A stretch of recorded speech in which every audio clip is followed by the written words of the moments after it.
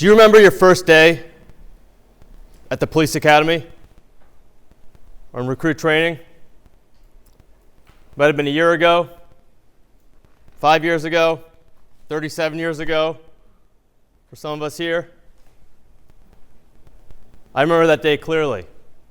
But do you remember the lessons you learned that day? Or just the yelling, the screaming, the running, the push-ups, the sweating, and being tired? I remember those too. But looking back at it, I learned a huge lesson on that first day in the police academy. So if I think back to April 2010, the night before the academy, I listened to everything in the briefing, had all my gear packed.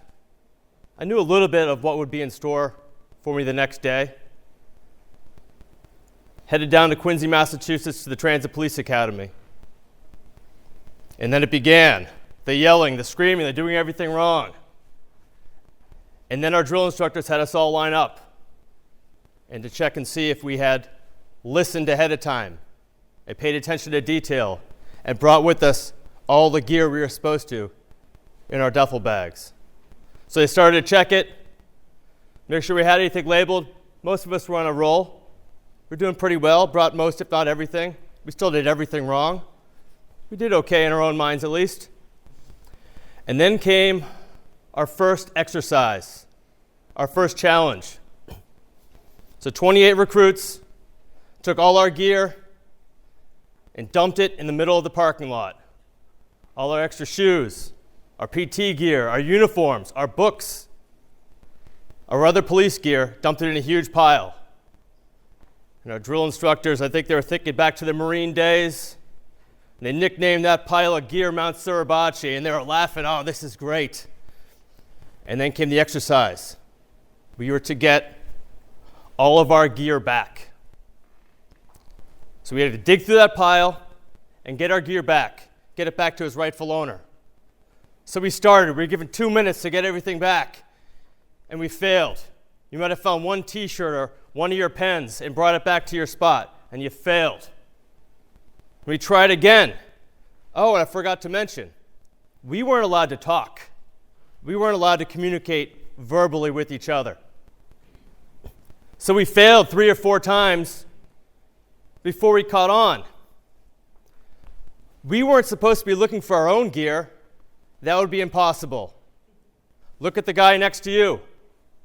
Look at the girl next to him. See what their names are. Look for their gear while you're also looking for your own. Help each other out. Help each other find out and retrieve their gear. So after a few times, we finally figured it out. Although in the eyes of the drill instructors, we still failed. But we learned things that day and in that very first exercise. Sure, the first thing that comes to mind is teamwork, because once we realized it wasn't about us, it was about everybody else there, we learned to work as a team. A little bit sloppily since it was day one, but we learned teamwork. Most of us, all but one, learned how to persevere, because we all came back the next day, and the next day after that, and the next day after that, and passed the tests, and the physical fitness, and the drills, and everything that went along with being at the police academy for 6 months. But what else did we learn? First, we learned adaptability.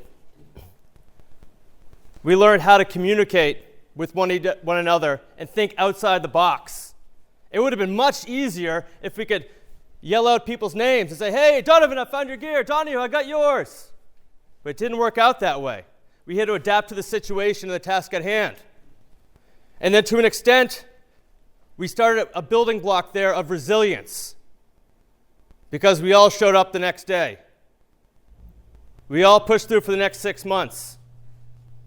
And what I would learn over the course of my career, and even today, and looking back throughout my life, was that these two things, adaptability and resilience, are extremely important in our society and certainly in our profession.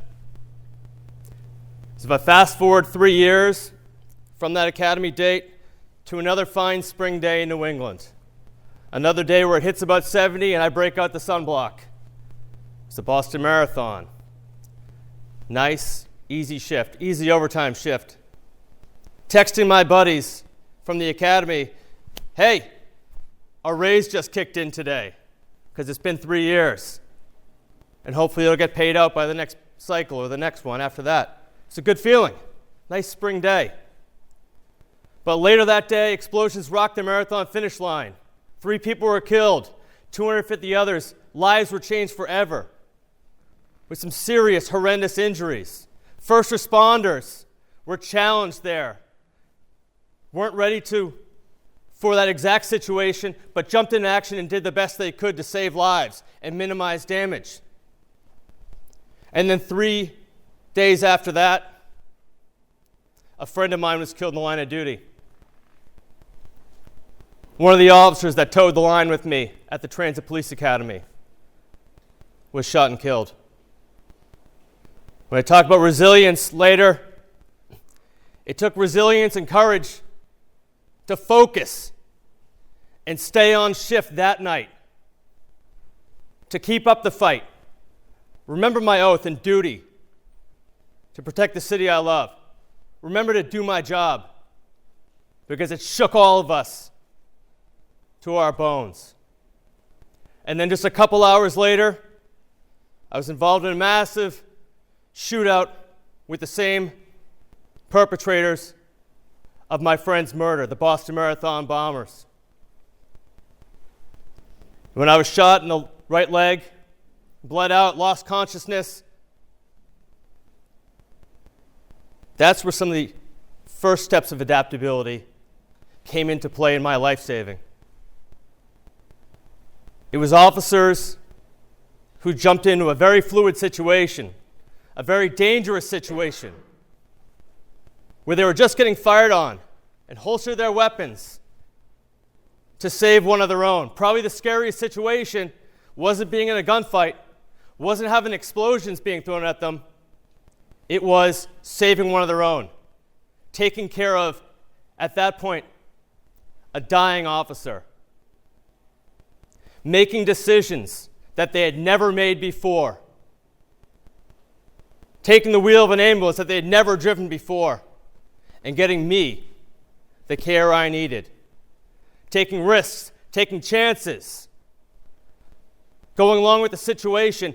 In fact, if I look at it one way, that adaptability under pressure saved my life. And then 3 days later, I wake up, and then I'm forced to be adaptable for the rest of my life. At one point, plan A, like many of us, is to progress within the police department, do the best I could, enjoy it, get my time in, move up the ranks, hopefully, and then retire. Then all of a sudden, I can't get out of bed. Well, we'll cross off plan A for just a little bit and make plan B. Get back to the force. At first it was 6 weeks. It's not going to happen, kid. You're still going to be in the hospital. That's what the docs told me. How about a year, 2 years? Finally make it. Could check it off as I made it back. But then with retirement, there's plan C. What do I do with myself after retirement? Plan D, E, F, G? Anyone? Can someone help me out with these? I don't know what I'm doing. That's okay. That's okay. That's what I realized. It was okay to retool my plans, to reassess things, to talk them through with my friends, my family, my police brothers and sisters. That's what's made adaptability a part of my life, a part of my continued life, and the things that I'll need to carry with me forever, a tool I'll need to carry with me forever. A tool we all should. And then comes resilience. Now I'm proud to be part of a couple of families that I never expected to be part of. those of wounded officers, and those of people that were wounded in the events surrounding the Boston Marathon bombings. And with that latter group, if I had to use one word to describe every single person there, it's resilient. It's a resilient community of people. Some who have suffered gruesome injuries, but wake up every single day and they don't play the victim. They're not victims. They say, I'm going to get up, I'm going to put my best foot forward, I'm going to make a difference in this world. I'm going to do good things. Out of something so bad, so negative, so deadly for some, I'm going to make a difference today. And that's what resilience has become for me. It's choosing to thrive. Not just choosing to survive another day, wake up and be miserable or be a victim. It's not about that. It shouldn't be about that. It's about getting courage to make these decisions and push on. Everybody gets out of bed the same way. Sometimes it's just a lot tougher for others. Sometimes it's more painful for other people, but we can all do it. We can all find the courage, the strength to push on, to do good things, to make a difference, no matter the challenges that happen. No matter how many times we need to go back to the drawing board, we still have the power to do it, especially as police officers, but more so as human beings. But that brings me to today. Now that I'm retired and looking at things from the outside, where can we bring these lessons? Why do I get frustrated with the state of policing and law enforcement in the United States? We're some of the world's best problem solvers. I've called on some of these problem solvers to help me with my own problems, to help me be adaptable, to keep me resilient. And we're great on the micro level, but at the macro level, we're failing. We're pushing back. We're not being adaptable. Now, I learned something today. That in this building at one point, there was a Blockbuster Video.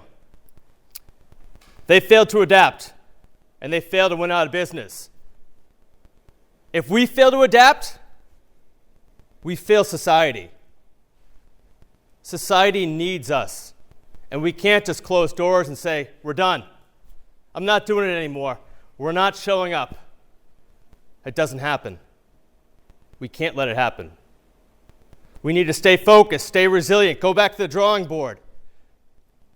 I know there's problems with organizations and leadership. There's challenges in society we push back against. Challenges in technology we push back against. But again, at the micro level, we're adaptable to every situation, to every little problem. We solve problems and encounter things on the street every day that we could never imagine happening or would never happen in our own personal lives. But now it's time to put our collective heads together, our collective problem-solving skills together. The way we can be collectively adaptable to meet the challenges of society. And it's not just about doing it at the workplace. It's about doing it at home, too. It's about doing it in our personal lives, bringing these skills home, bringing them home to our families, our friends, because our lives can burden theirs as well. And we need to work around that. We need to take care of ourselves. We need to stay healthy, mentally, emotionally, even physically. These are things that we need to adapt and be resilient and put these things in action today. So if there's one thing I could ask every single one of you here today, it's that you remember that time back in recruit training. You remember back to some of the lessons you learned at the police academy. And really, that we need to get back to basics. We need to get back to adaptability and resilience. Thank you.